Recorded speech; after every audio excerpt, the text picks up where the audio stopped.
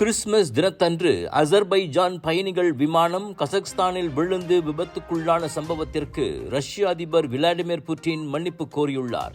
அசர்பைஜான் அதிபர் இல்ஹாம் அலியேவிடம் தொலைபேசியில் பேசிய போது ரஷ்ய வான்வெளியில் நிகழ்ந்த அத்துயரத்திற்காக புட்டின் மன்னிப்பு கேட்டதாக அதிபர் மாளிகையான கிரெம்ளின் கூறியது. ரஷ்யாவின் செச்னியா பிராந்தியத்தின் தலைநகரான குரோஸ்னியில் விமானம் தரையிறங்க பல முறை முயன்ற போது யுக்ரேனின் ட்ரோன் தாக்குதல்களை ரஷ்ய வான் பாதுகாப்பு படைகள் முறியடித்துக் கொண்டிருந்தன. அப்போதுதான் அவ்விபத்து நிகழ்ந்திருக்கிறது என புட்டின் சொன்னார்.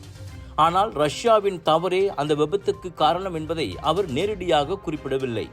என்றாலும் ஒருவேளை அத்தாக்குதலின் போதுதான் அசர்பைஜான் விமானம் தவறுதலாக சுடப்பட்டிருக்கலாம் என்ற யூகங்கள் எழும்பியுள்ளன.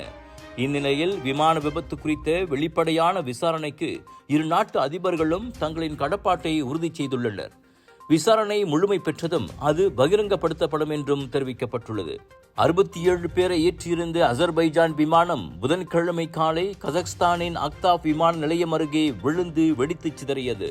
அதில் 38 பேர் உயிரிழந்த வேளை 29 பேர் காப்பாற்றப்பட்டனர். ஜோர் சிங்கப்பூர் மக்களை கலர்ஸ் ஆஃப் இந்தியா பிரம்மாண்டமாக வழங்கும் குளோபல் பாலிவுட் பஜார் இப்பொழுது தொடங்கியாச்சு. 25 29 டிசம்பர் வரை தாசிக் சென்ட்ரல், ஸ்கூடாய், ஜோபாரு, ஜோரில் வைரல் ஃபுட் ஃபெஸ்டிவலில் 100க்கும் அதிகமான உணவுகள்,